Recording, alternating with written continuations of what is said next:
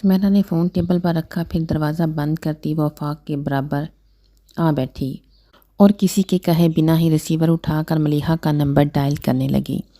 ملیحہ پر بے حسی کی کیفیت طاری تھی، روانی سے قلم چلاتے ہوئے دل کے اندر دبے راز ڈائری پر لکھ رہی تھی کہ دروازے پر دستک ہوئی۔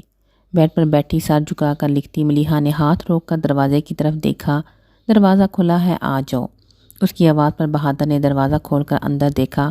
کہو کیا بات ہے؟ بی بی صاحب آپ کے لیے فون آیا ہے۔ ملیحہ کی نظروں میں کائنات گھوم گئی۔ کس کا؟ دھڑکتے دل کے ساتھ اس نے پوچھا۔ سمیرا بی بی کا۔ اور ملیحہ نے بے دردی سے نچلا ہونٹ دانتوں سے کاٹ ڈالا۔ اسے کہو میں صبح بات کروں گی بول کر وہ پھر ڈائری میں کچھ لکھنے لگی، پھر خود ہی کچھ سوچ کر ڈائری بند کر کے تکیے کے نیچے رکھی اور باہر آ گئی۔ سیڑھیوں کے اختتام پر ریلنگ کے ساتھ ایک اونچا سٹول رکھا تھا جس پر فون رکھا رہتا تھا۔ بہادر ریسیور اٹھایا ہی تھا کہ ملیحہ نے ریسیور اس کے ہاتھ سے لے کر کہا، تم جاؤ، پھر فون پر ہیلو کہا۔ تمہیں معلوم ہے آج وجدان کیوں نہیں آیا؟ ملیحہ بھلا کیا کہہ سکتی تھی؟ سمیرا نے اس کے بولنے کا انتظار بھی نہیں کیا۔ وجدان کا ایکسیڈنٹ ہو گیا تھا۔ ملیحہ کو ریلنگ تھامنا پڑی ورنہ وہ گر جاتی۔ پھر ریلنگ کے سہارے دھیرے دھیرے آخری سیڑھی پر بیٹھ گئی۔ وہ صبح لائبریری ہی آ رہا تھا کہ موڑ کاٹتے ہوئے بائک سلپ ہو گئی۔ تمہیں یاد ہے صبح ہم جب ٹریفک جام میں پھنس گئے تھے اور ڈرائیور نے بتایا کہ کسی موٹر سائیکل والے کا ایکسیڈنٹ ہوا ہے؟ وہ وجدان تھا۔ وہ ٹھیک تو ہے؟ ملیحہ کے حلق سے پھنسی پھنسی آواز نکلی۔ ہاں ٹھیک ہے، شکر ہے۔ ملیحہ نے بے ساختہ شکر ادا کیا اور سمیرا پوچھنے لگی، اب تمہارا کیا فیصلہ ہوگا؟ میرا فیصلہ؟ اس نے گمسم سی سرگوشی کی۔ تبھی وجدان نے سمیرا کے ہاتھ سے ریسیور لے لیا مگر ملیحہ کو بولتا سن کر چپ ہی رہا جو کہہ رہی تھی۔ فیصلہ کرنے کا اختیار کبھی میرے پاس نہیں رہا۔ میرے فیصلے کا کیا پوچھتی ہو؟ فیصلہ تو ہو بھی چکا، اب تو بس عمل کرنا باقی ہے اور میرے پاس کوئی راہ فرار نہیں۔ اگر کوئی تھی بھی تو اب نہیں رہی۔ جانتی ہو ہادی بائی نے مجھ سے کیا کہا؟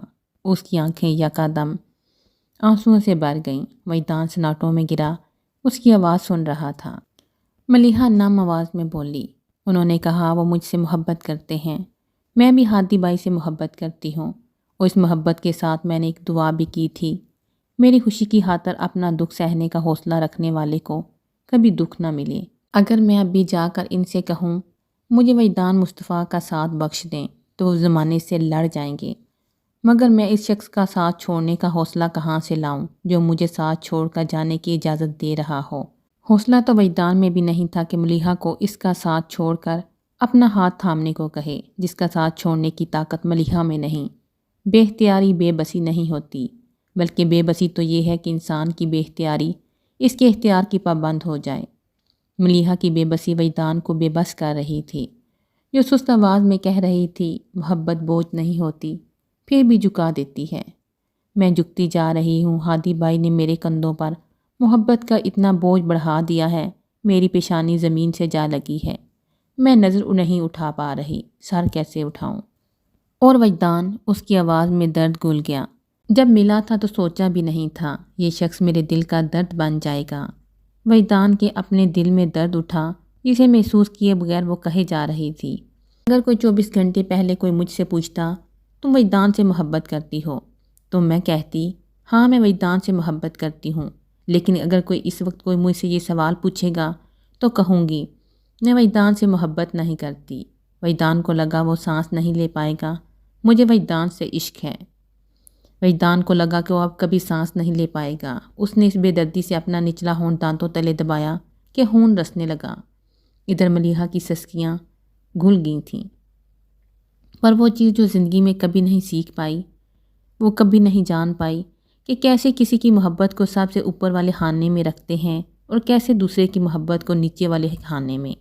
مجھے بس محبت کرنا آتا ہے اور میں نے بابا جان سے، ہادی بائی سے اور وجدان سے محبت کی، مگر جب نبھانے کی باری آئی تو ایک محبت بھی ڈنگ سے نہ نبھا پائی۔ اس کی آواز سسکیوں میں ڈوب گئی۔ کھنچے ہوئے چہرے کے ساتھ وجدان کی گرفت ریسیور پر سخت ہوتی جا رہی تھی۔ بے بس سی آواز ابھری، کاش میری زندگی میں ایک معجزہ ہو جائے، میں آنکھیں بند کر کے کھولوں تو سامنے وجدان ہو۔ اس نے اصل میں آنکھیں بند کر کے کھولیں، پھر غیر مرئی نقطے کو دیکھتے ہوئے کہنے لگی، میں اسے یہ سب کہہ دیتی جو میرے دل میں ہے کہ اس کے بغیر مر جاؤں گی، وہ میری زندگی کا حاصل ہے، بہت چاہا ہے اسے، اب اتنا کہ اس چاہت سے دستبردار نہیں ہوا جاتا۔ اس سے الگ ہونے کا خیال میرے جسم سے روح کھینچ رہا ہے۔ کاش وہ کہیں سے آ جائے، ایک بار ہی سہی، آخری بار ہی سہی، میں اسے جی بار کے دیکھ تو لوں۔ اب ایک عمر اس کے بغیر گزارنی ہے، کوئی تو سہارا ہو۔ اس نے ایک بار کہا تھا، آپ اپنے 24 گھنٹوں میں سے ایک پل مجھے نہیں دے سکتی۔ آج کوئی جا کر اس سے پوچھے، اپنی پوری زندگی میں سے ایک پل مجھے نہیں دے گا؟ ایک پل، صرف ایک پل مجھے دے دے، ایک بار مجھ سے ملنے آ جائے، بس ایک بار۔ وہ دونوں ہاتھوں سے ریسیور تھامے تڑپ تڑپ کر روتے ہوئے فریاد کرتی جا رہی تھی۔ وجدان کا پورا وجود اس بارش میں بھیگ گیا۔ ملیحہ، اس نے بے چین ہو کر اسے پکارا۔ ملیحہ ایک دم چپ ہو گئی، وہ دم سادے بیٹھی تھی۔ وجدان کی آواز پہچاننے میں اسے ایک سیکنڈ کی دیر نہیں لگی۔ کچھ دیر پہلے وہ کہہ رہی تھی، وجدان کہیں سے آ جائے، اور اب جب اس کی آواز سن رہا تھا، ملیحہ سے کچھ بولا ہی نہیں گیا۔ اس نے چند لمحوں کی خاموشی کے بعد چپ چاپ ریسیور رکھ دیا۔ آفاق وجدان کے تناؤ بھرے چہرے کو دیکھ رہا تھا، جو لب بھینجے خاموش بیٹھا تھا۔ نہ جانے ملیحہ کیا کہہ رہی تھی کہ ریسیور پر اس کی گرفت سخت ہوتی جا رہی تھی۔ ضبط کی کوشش میں اس کی آنکھیں دکھنے لگی تھیں۔ پھر ایک دم سی اس نے بے قراری سے ملیحہ کا نام لیا، اور کچھ پلوں کی خاموشی کے بعد جب ملیحہ نے لائن ڈسکنیکٹ کر دی تو وجدان نے فون رکھ دیا۔ ملیحہ کیا کہہ رہی تھی؟ آفاق نے پوچھا۔ وہ تھکے تھکے انداز میں مسکراتے بولا، ملیحہ اتنا حق تو رکھتی ہے کہ مجھے سولی پر لٹکا کر سانس لینے کی سزا سنا دے۔ پھر اس نے اپنے ہونٹ کاٹتے ہوئے آفاق کو دیکھا۔ آفاق، میں ملیحہ سے ملنا چاہتا ہوں۔ ملیحہ نے فون رکھا اور ریلنگ کا سہارا لے کر آہستہ سے اٹھی، اوپر کمرے میں آ گئی۔ چلتے ہوئے اس نے بلکونی کا دروازہ کھول دیا، پھر سست قدموں کے ساتھ وہ جھولے میں آ بیٹھی۔ سرد ہوائیں چل رہی تھیں۔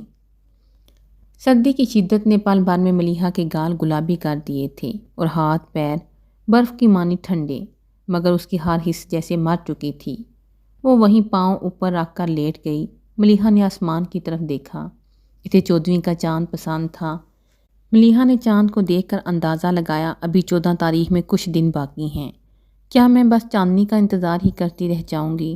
کڑی دھوپ میری زندگی کا سایہ کب تک بنی رہے گی؟ اس نے تھک کر سوچا، پھر بہت دل سے دعا کی، یا اللہ مجھے اس آزمائش سے نکال دے۔ انتخاب میرے بس کی بات نہیں۔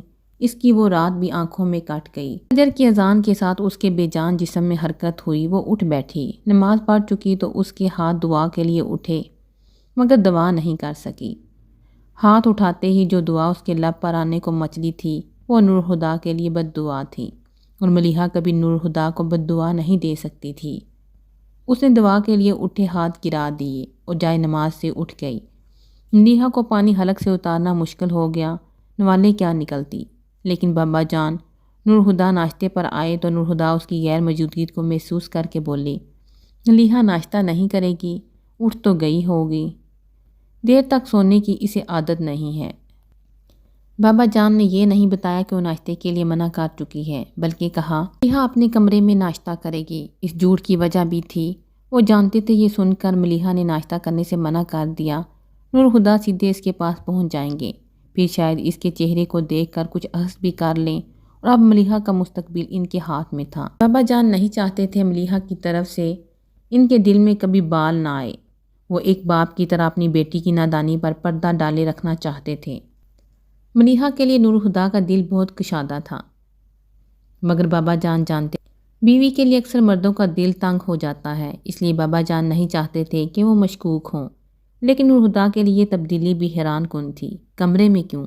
بابا جان کستن مسکرا کر بولے، بھئی ہمارے ہاں جب شادی کی تاریخ طے ہو جاتی ہے، لڑکی کا لڑکے سے پردہ کرا دیا جاتا ہے۔ اب شادی تک ملیحہ تمہارے سامنے نہیں آ سکتی۔ اوکے۔ نور خدا زیر لب مسکرائے۔ ناشتے سے فارغ ہوئے کچھ دیر ہی ہوئی تھی، ملیحہ کی خالہ ممانیہ اس کی کزن ساتھ آ گئیں۔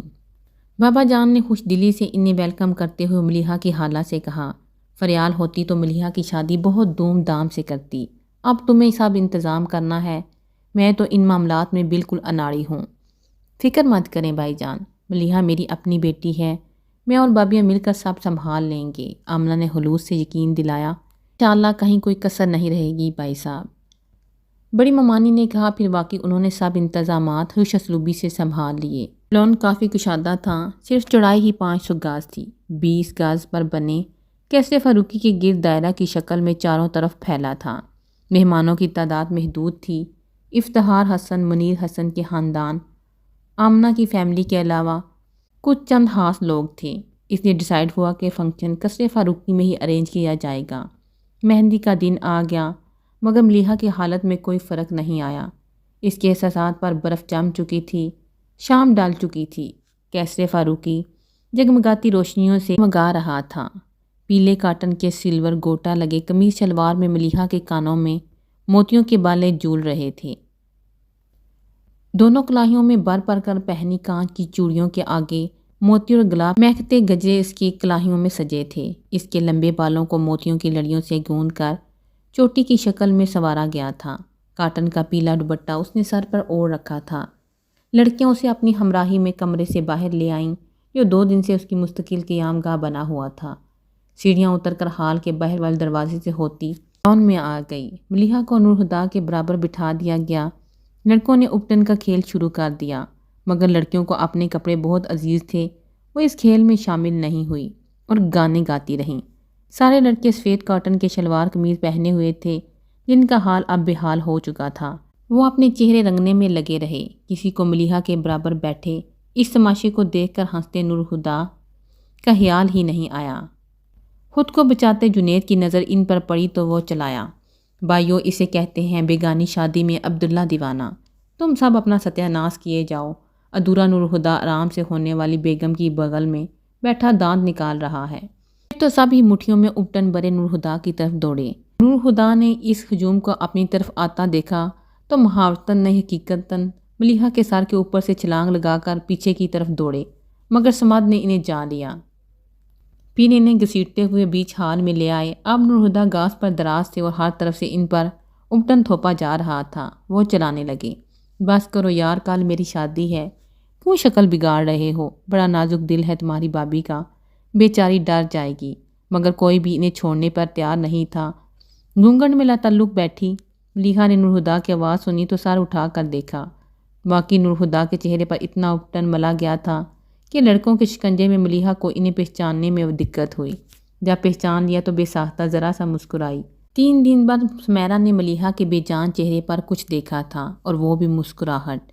اسے اپنا سانس بحال ہوتا محسوس ہوا، جیسے لوہا لوہے کو کاٹتا ہے اور زہر زہر کا علاج ہوتا ہے۔ خدا کرے نور ہدا کی محبت میدان کی محبت کے زخم کا مرہم بن جائے، آمین۔ اس نے دل سے دعا کی۔ سر اٹھانے کی وجہ سے ریشمی آنچل ملیحہ کی پیچانی سے پیچھے کو سرک گیا۔ پل پل کے لیے نور ہدا کی نظر اس پر پڑی۔ 3 دن بعد اس کا چہرہ دکھائی دیا تھا۔ وہ اسے دیکھتے ہی رہ گئے۔ ملیحہ اب بھی غائب دماغی کی حالت میں تھی۔ اسے چہرہ چھپانے کا خیال ہی نہیں آیا، الٹا ان کی حالت پر مسکرا دی۔ اسے مسکراتا دیکھ کر نور ہدا اندر تک شانت ہو گئے تھے۔ پھر ہنستے ہوئے زور سے بولا، اب تو میری درگت نہ بناؤ، وہ دیکھو میری دلہن ہنس رہی ہے۔ ان کے میری دلہن کہنے پر ایک دم سے ملیحہ کی مسکراہٹ غائب ہو گئی۔ اس نے سر جھکا کر چہرہ چھپاتے ہوئے سمیرہ سے گھونگھٹ ٹھیک کرنے کو کہا۔ نور ہدا کو اس کا گریز اچھا لگا تھا۔ آج گھونگھٹ گرا لو، کل تو میں گھونگھٹ اٹھاؤں گا۔ انہوں نے ملیحہ کے ڈھکے چھپے وجود کو دیکھ کر دل میں محفوظ سی سرگوشی کی۔ سمیرہ تکیہ گود میں لیے بیڈ پر بیٹھی تھی۔ 1 بجنے والا تھا۔ نیند کا دور دور تک کوئی پتہ نہیں تھا۔ یوں بھی آج اور کل وہ اور ملیحہ جاگنے کا شغل ہی کیا کرتی تھیں۔ دونوں چپ چاپ بیٹھ کے دور دراز کونوں پر لیٹی چھت کو اندھیرے میں گھورتی رہیں۔ ملیحہ باتھ روم سے باہر آئی، ہاتھوں اور پیروں پر لگی مہندی دھل چکی تھی۔ سمیرہ نے دیکھا تو ملامت کرنے لگی، مہندی ابھی کیوں دھو دی؟ صبح دھوتی تو رنگ نکھر جاتا۔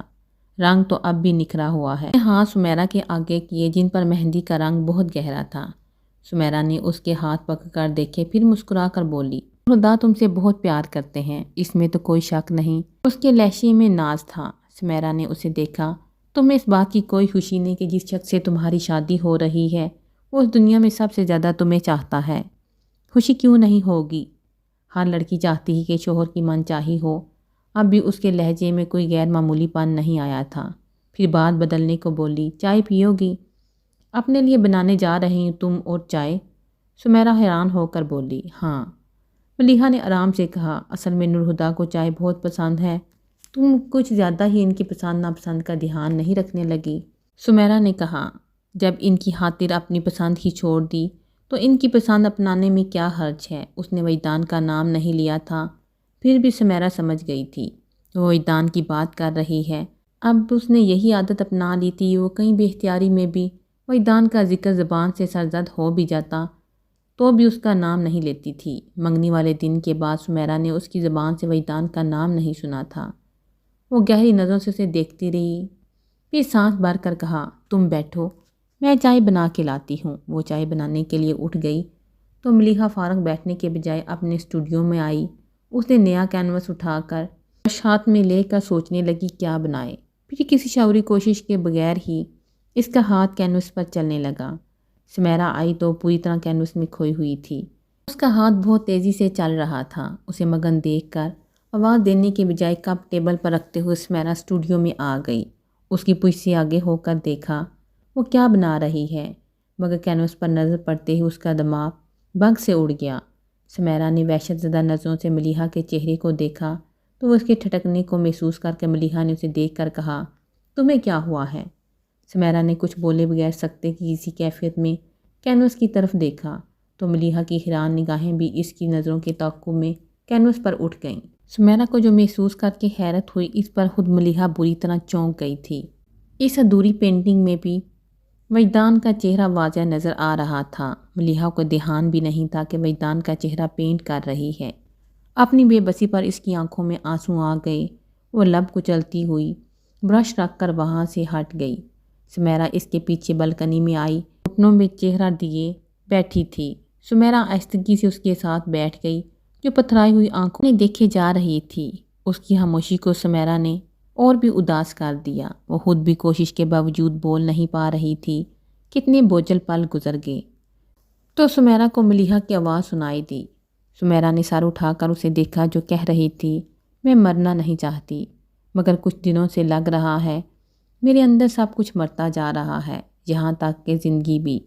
یہ کہہ کر وہ اپنے ہی لفظوں میں گھبرا اٹھی اور گمسم سی بیٹھی سمیرا کا ہاتھ پکڑ کر ٹوٹ کے فریاد کرنے لگی، میں مرنا نہیں چاہتی سمیرا، پلیز مجھے بچا لو، میری سانسیں، میرا دل گھٹ رہا ہے، ہر دھڑکن کے ساتھ دل رکتا جا رہا ہے، مگر میں مرنا نہیں چاہتی اور اس شخص کا خیال مجھے جینے نہیں دے گا، مجھے بچا لو سمیرا، بچا لو مجھے، نہیں تو میں مر جاؤں گی۔ سمیرا کے دل کو کچھ ہوا تھا، وہ یکدم ہی ملیحہ سے لپٹ کر رونے لگی، پھر خود ہی اس سے الگ ہو کر روتی ہوئی اٹھ گئی۔ میں ملیحہ کی طرف سے بہت فکر مند ہوں اظہر، وہ مجھے ٹھیک نہیں لگتی۔ مہندی کی تقریب کے دوران ملک ناصر نے ملیحہ کے بے حس سے رویے کو خاص طور پر محسوس کیا اور اب اسٹڈی میں بیٹھے وہ بابا جان سے اپنی پریشانی کا اظہار کر رہے تھے۔ بابا نے ان کو دیکھا، میں نے بھی محسوس کیا کہ وہ آج کل بجھی بجھی سی رہتی ہے، مگر یہ سب اس کی اپنی حماقت کا صلہ ہے۔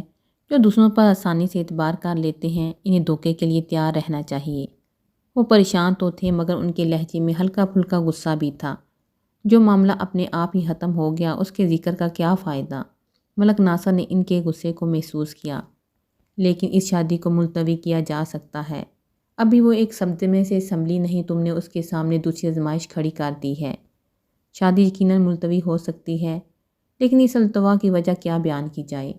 کیا یہ کہ میری بیٹی جس سے شادی کرنا چاہتی ہے، اس نے میری بیٹی کے ساتھ شادی کرنے سے انکار کر دیا ہے، اور اب میری بیٹی کو اس صدمے سے نکلنے کے لیے وقت چاہیے۔ انہوں نے تپے تپے لہجے میں کہا، پھر پست آواز میں بولے، کیا لگتا ہے تمہیں؟ کیا میں اپنی بیٹی کا دشمن ہوں یا جان بوجھ کر اسے تکلیف دے رہا ہوں؟ نہیں ملک۔ اس کے بولنے سے پہلے بابا جان خود ہی بولے، لیکن اگر یہ سب طے ہو جانے کے بعد اب بھی اپنے فیصلے کا کوئی رد و بدل کرتا ہوں تو ملیحہ شکوک کی زرد میں آ جائے گی، اور شک کی ایک نگاہ بھی پڑ جائے تو پرسائی کی چادر میلی ہو جاتی ہے۔ حماقت تو کی ہے اس نے، مگر میں نہیں چاہتا ملیحہ کو اس حماقت کی سزا ملے، لیکن کچھ نہ کچھ تکلیف اسے اٹھانی ہی ہوگی۔ وہ اپنے محسوس سپاٹ انداز میں کہہ رہے تھے، لیکن ملک ناصر جانتے تھے کہ وہ کتنے پریشان تھے۔ دیکھ لو اظہر، کہیں یہ تکلیف ملیحہ کی بساط سے بڑھ کر نہ ہو۔ ایسا نہیں ہوگا، اور اگر ہوتا وہ شادی سے انکار کر دیتی، یوں چپ چاپ نور ہدا کے نام کی مہندی ہاتھوں میں نہ لگا لیتی۔ تم بول رہے ہو اظہر، اسے چپ رہنے کی عادت ہے، میں یہ نہیں بھول سکتا ملک کہ ایک شخص نے اسے بولنا سکھا دیا ہے۔ اگر وہ مجھ سے یہ کہنے کی جرات کر سکتی ہے کہ اسے وجدان سے شادی کرنی ہے تو یہ بھی کہہ سکتی ہے اسے نورہدا سے شادی نہیں کرنی، لیکن اس نے ایسا کچھ نہیں کہا، تو اس کا مطلب یہی ہے کہ اسے اعتراض نہیں ہے۔ یوں بھی خاموشی نیم رضامندی ہوتی ہے، انہوں نے کہہ کر بات ختم کر دی۔ ملیحہ کی زندگی کا سب سے کڑا دن طلوع ہو گیا تھا۔ سمیرہ منتظر رہی وہ اب رو پڑے گی، اب ضبط کا دامن ہاتھ سے چھوڑ دے گی، اب وہ چیخ چیخ کر فریاد کرے گی، کوئی ہے جو میری زندگی لے کر مجھے وجدان دے دے۔ مگر ملیحہ کے ہونٹوں سے اف تک نہ نکلی۔ ہاں مگر اس کی نمازیں آج کچھ زیادہ طویل ہو گئی تھی۔ نماز پڑھ کر پچھلے 3 دن کی طرح دعا مانگے بغیر ہی ملیحہ نے جائے نماز اٹھا دیا تو سمیرہ نے دیکھ کر ٹوکا، دعا تو مانگ لو۔ وہ تھکن بھرے انداز میں مسکرائی، ایک کا سکھ دوسرے کا دکھ، تم ہی بتا دو کس کے لیے کیا مانگوں۔ ملیحہ تو آج نیم جاں ہو چکی تھی، چہرہ تھا کہ انگارے کی طرح دہک رہا تھا، ہاتھ پاؤں برف کی طرح ٹھنڈے ہو رہے تھے۔ ممانی نے اس کے ہاتھوں کی ٹھنڈک محسوس کی تو پریشان ہو گئیں۔ دیکھو ذرا آمنہ، اس کے ہاتھ کیسے ٹھنڈے ہو رہے ہیں۔ آمنہ خالہ اس کے ہاتھوں کو اپنے ہاتھ میں لے کر نرمی سے دباتے ہوئے بولی، ہاں واقعی ٹھنڈے ہو رہے ہیں، مگر شادی کے خیال سے اکثر لڑکیوں کا ایسا حال ہو جاتا ہے، آپ پریشان نہ ہوں۔ لیکن اس نے کھانا پینا بھی تو چھوڑ رکھا ہے، سمیرہ ہی زبردستی کچھ کھلا دے تو کھلا دے، اور آج تو وہ بھی منتیں کرتی رہ گئی۔ مگر ملیحہ نے پانی کا گھونٹ تک نہ بھرا۔ اب شادی کو ایسا بھی کیا ہوا بنا دیا، پھر بھی یہ کون سا دور جانے والی ہے، ایک کمرے سے دوسرے کمرے تک کا سفر ہے، گوہر نے کہا، جو خود بھی کراچی سے بیاہ کر لاہور گئی تھی۔ لیکن یہ مختصر سے سفر زندگی بدلنے والے ہیں، اور زندگی کا بدلاؤ اچھے اچھوں کو ہلا دے گا۔ جبکہ ملیحہ تو ویسے بھی حساس ہے، چھوٹی ممانی نے مدبرانہ انداز میں کہا تھا۔ شام سے ذرا پہلے ہی شہر کی ماہر ترین بیوٹیشین ملیحہ کو سنوارنے آ پہنچی، گہری افسردگی کی چادر اوڑھے، دل میں ویرانی لیے، سست ہوتے چہرے کا ساتھ ملیحہ پر روپ ٹوٹ کر برسا تھا۔ سائمہ نے اسے دیکھا اور نظر اتارتے ہوئے کہا، نورہدا واقعی قسمت کا دھنی ہے، ملیحہ خوبصورت بھی ہے اور خوبصیرت بھی، اب تو مجھے ان کی خوش قسمتی کا یقین ہونے لگا ہے۔ سمیرہ نے اس کی بات سنی تو بت کی مانند بے حس بیٹھی ملیحہ کو دیکھ کر ہولے سے کہا، ایک بارات ہی تو نہیں آئی تھی، مگر باقی رسمیں تو ہو سکتی تھیں۔ ادھر نورہدا نیوی بلو کلر کے ڈنر سوٹ میں تیار ہو کر لان میں بنے اسٹیج پر جلوہ افروز ہوئے، ادھر ملیحہ کو گھیرے میں لیے لڑکیاں دودھ پلائی چھپا چھپائی جیسی رسموں کے لیے بھاگ رہی تھیں۔ تم نہیں جاؤ گی؟ دونوں ممانیاں تو میزبانی کے لیے پہلے ہی لان میں تھیں، بس آمنہ خالہ ہی ملیحہ کے ساتھ بیٹھی تھیں۔ سب لڑکیاں رسموں کے لیے اٹھ گئیں مگر سمیرہ وہیں بیٹھی رہی۔ انہوں نے سمیرہ سے کہا، وہ ملیحہ سے فاصلے پر بیٹھی تھی۔ آمنہ خالہ کی آواز پر سر اٹھا کر انہیں دیکھتے ہوئے کہا، دل نہیں چاہ رہا پھپھو۔ اس کی بات سن کر وہ ہنس پڑی، تمہارے دل کو کیا ہو گیا ہے؟ سمیرہ نے کچھ کہنا چاہا، اس سے پہلے ہی ارم آدم کی، پھپھو امی کہہ رہی ہیں آپ نیچے آ جائیں، دیکھو ذرا دلہن کو اکیلا چھوڑ کر آ جاؤں۔ انہوں نے خود کلامی کرتے ہوئے اپنی بھابھی کی عقل سلام کیا، پھر ارم سے بولی، کام کیا ہے انہیں؟ وہ تو نہیں پتہ، ارم نے بولپن سے سر دائیں بائیں ہلاتے ہوئے کہا، آفاق بھائی نے بس اتنا کہا تھا جا کر آپ سے کہوں امی آپ کو بلا رہی ہیں، کام تو نہیں بتایا، پوچھو، رہنے دو میں خود دیکھ لیتی ہوں۔ وہ بول کر اٹھی اور ارم بھی ان کے ساتھ ہی چلی گئی۔ ملیحہ خاموش بیٹھی اپنی چوڑیوں کو دیکھ رہی تھی، پھر یوں ہی اس نے سمیرہ کی طرف دیکھا، سمیرہ اسے ہی دیکھ رہی تھی۔ ملیحہ قصداً ذرا سا مسکرائی اور پوچھا، کیسی لگ رہی ہوں؟ سمیرہ خاموش بیٹھی اسے دیکھتی رہی اور کچھ نہ کہا۔ ملیحہ مسکراہٹ کچھ اور پھیلا کر بولی، سب کہہ رہے ہیں میں دلہن بن کر بہت اچھی لگ رہی ہوں۔ ہاں آخر سمیرہ بول پڑی، اچھی تو لگ رہی ہو مگر ٹھیک نہیں لگ رہی۔ میں ٹھیک ہوں، وہ مستقل مسکرا رہی تھی۔ سمیرہ چڑ سی گئی، یوں مسکرا کر تم دھوکہ کس کو دینا چاہ رہی ہو، مجھے یا اپنے آپ کو؟ اپنے آپ کو، اس نے آرام سے تسلیم کر لیا۔ تمہارے رونے پر مجھے اتنی تکلیف نہیں ہوتی جتنی اس وقت تمہاری مسکراہٹ کو دیکھ کر ہو رہی ہے۔ اس کی آواز میں دکھ تھا۔ ملیحہ کے ہونٹوں سے مسکراہٹ غائب ہو گئی۔ سمیرہ نے اسے دیکھ کر بولی، میں یہ تو نہیں کہہ سکتی تمہارا فیصلہ غلط ہے، لیکن تم نے اچھا نہیں کیا، نہ اپنے ساتھ نہ وجدان کے ساتھ۔ وجدان کا نام اس کے اندر اتر گیا تھا۔ وہ جھٹکے سے اٹھ کھڑی ہوئی، کچھ پل خود کو سنبھالنے میں لگے، نکاح کا وقت ہو چکا ہے، آؤ نیچے چلتے ہیں۔ پھر اس کے انتظار میں رکی نہیں، باری شرارے کو اٹھاتے تیز قدموں سے چلتے ہوئے دونوں ہاتھوں سے دھکیل کر دروازے کے پھٹ وا کر دیے اور اسی پل پتھر کی ہو گئی۔ اس کے بالکل سامنے وجدان کھڑا تھا۔